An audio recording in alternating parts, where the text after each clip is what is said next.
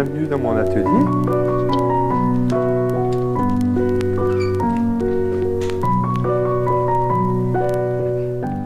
Voilà, nous sommes dans l'atelier de mon grand-père, qu'il a édifié au début des années 20 et qui est resté dans l'état pratiquement où il l'a installé.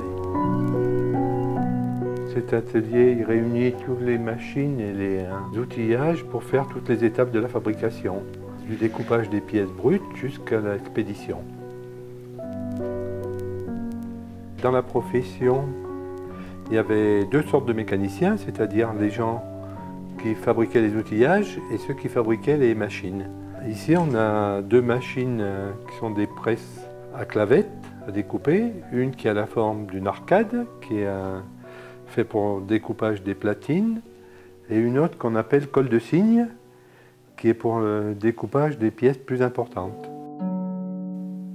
En général, la fonderie était exécutée à Thiers et le fabricant à la monnerie s'appelait Gardette. Et ces outils, qui sont des balanciers à bras, c'est venu avant l'apparition de l'électricité. Parce que les gens, ils pouvaient découper des pièces. Nous, on s'en sert pour faire des petits découpages, par exemple. Il y a des petits outillages de forme, c'est pour faire l'emplacement de boutons d'ouvre-boîte.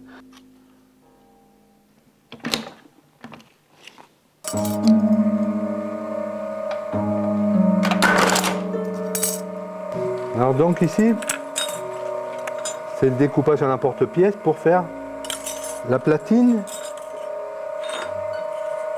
Voilà, c'est la pièce, c'est le squelette du couteau. Ouais. Donc on a ici un outil qui s'appelle un outil combiné, qui va faire deux opérations. Il va percer les petits emplacements pour faire le montage et il va découper l'extérieur. Et la matrice, donc le poinçon est monté sur le coulisseau. Dessous, il y a la matrice qui a la forme extérieure avec ce qu'on appelle un contre-poinçon.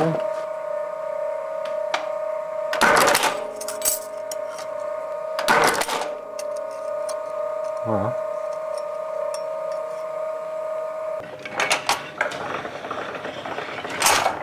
Alors l'appareil, c'est un mouton à planche. Hein. Ça consiste en une masse qui fait environ 75 kg, fixée avec une planche. En haut, il y a deux rouleaux qui tournent en sens inverse, qui ferment la planche. Quand on écarte les rouleaux, la masse redescend.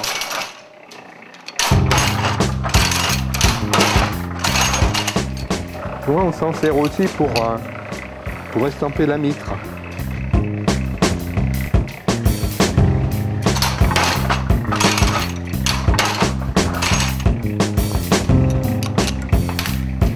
Dessous, ce qu'on appelle la chabotte, c'est-à-dire la souche, hein, elle doit faire environ 15 fois le poids pour que ça rende le coup, quoi, hein. Au départ, donc, dans la montagne, il y avait plein de forgerons.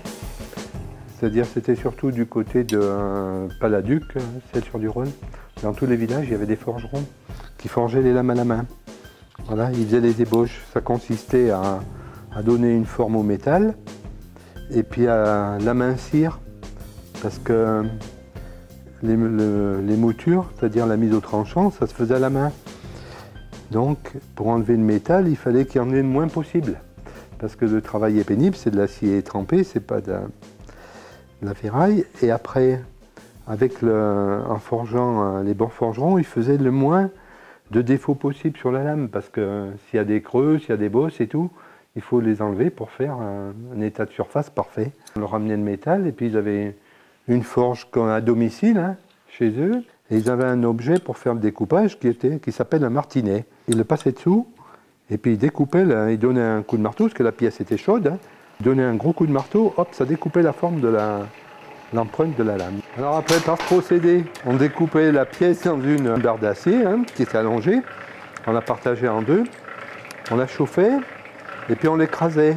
On faisait déjà une forme de biseau pour amorcer déjà le tranchant de la lame. Et avec un emporte-pièce, après, on découpait la lame à l'intérieur. Donc le procédé suivant, on fait le découpage directement dans de l'acier qui est laminé en biseau. C'est-à-dire déjà, tu vois qu'il y a une ébauche du tranchant. Hein, et on découpe la pièce à l'intérieur. Voilà, avec un emporte-pièce, hein, avec un poinçon et puis une matrice. Qui a la forme de la lame. et on passe le métal entre les deux, et puis avec la force mécanique de la presse, on découpe la pièce. Voilà.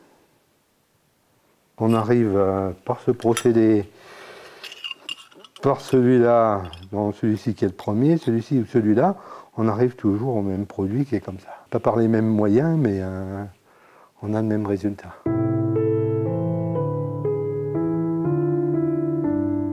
Ici, ce sont des machines plus récentes qui sont des machines à bande abrasive qui permettent le façonnage, le meulage et la finition des choses qui sont poncées fin au lieu qu'elles soient polies.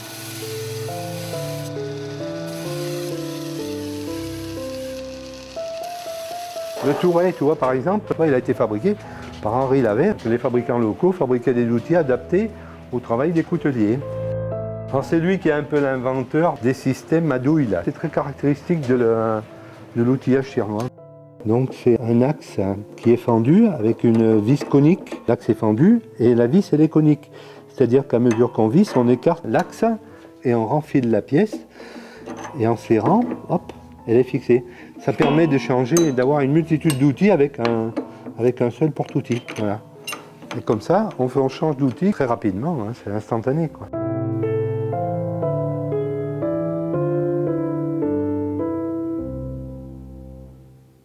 Là, tu peux dire qu'il y a des milliers d'heures de travail, parce que tous les outils étaient faits à la main. Et justement, souvent, ça, ce sont des découpes de platine, donc où il y a un poinçon, un contre-poinçon et une matrice. Et il fallait que tous les trous, il y en a, c'est du vrai gruyère, il fallait que tous les trous correspondent, hein, des pièces de dessus aux pièces de dessous. Ouais, donc là, par exemple, il s'agit du ressort. Hein. Voilà, donc dessous c'est dégagé. La partie est plus importante en dessous pour que la pièce descende quand elle est découpée. Hein. Voilà. Ça c'est par exemple un ouvre-boîte, tu vois. C'est pareil. Hein. Voilà. Alors en plus ça porte sur ces outils le nom du mécanicien. Hein. Il était de notre famille. Il mettait sa marque. J. Issard, la monnerie de Montel. Voilà. On va monter à l'étage.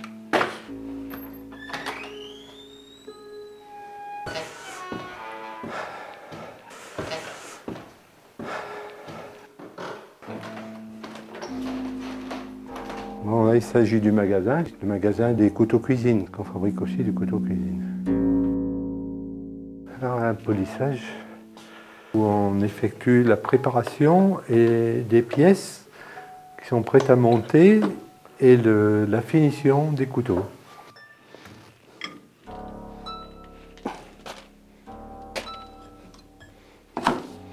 Alors, les outils qui sont pendus au plafond, tout, hein, c'est tous les outils qui s'adaptent sur les tourets lavés, sur ces tourets avec les douilles là.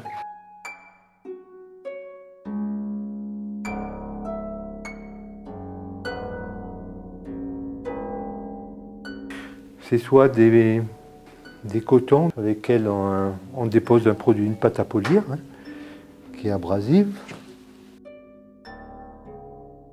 Pour le travail du métal, on utilise les polissoirs qui sont en contreplaqué sur lesquels on a collé et cloué des lamelles de cuir de buffle en pointe sur lesquelles on dépose une pâte à polir avec un collet, on en colle avec de l'émery et quand on travaille, on dispose de la pâte à polir qu'on appelle la crotte.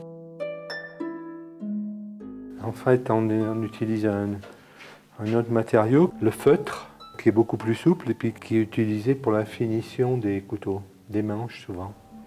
Il est encollé avec de l'émery, puis on dépose une pâte à polir à base de ponce qui ne salit pas les manches.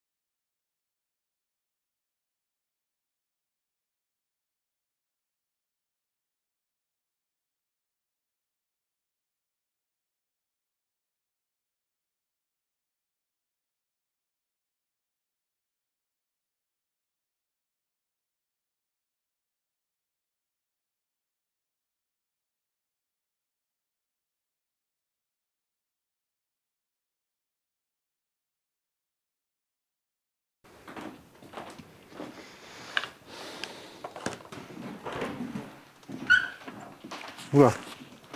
Attends. C'est quand même... c'est du...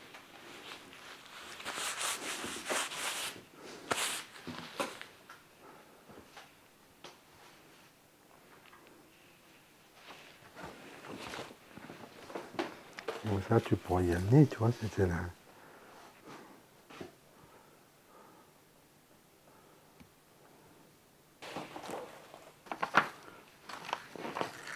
Tu vois, ils avaient... c'est labellisé comme tel France, qualité France.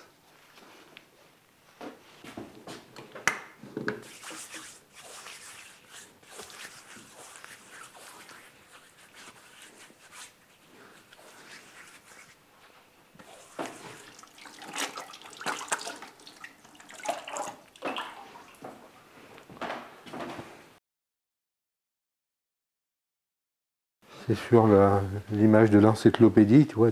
Non, ça a une valeur...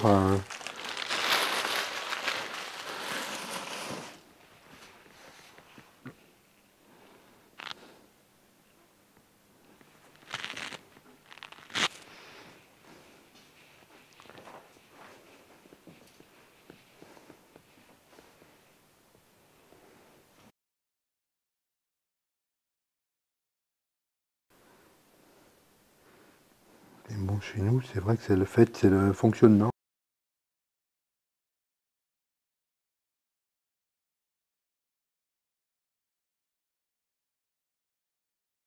Il ne faut pas une paire de pinces pour ouvrir, toi. Toutes les pièces fonctionnent.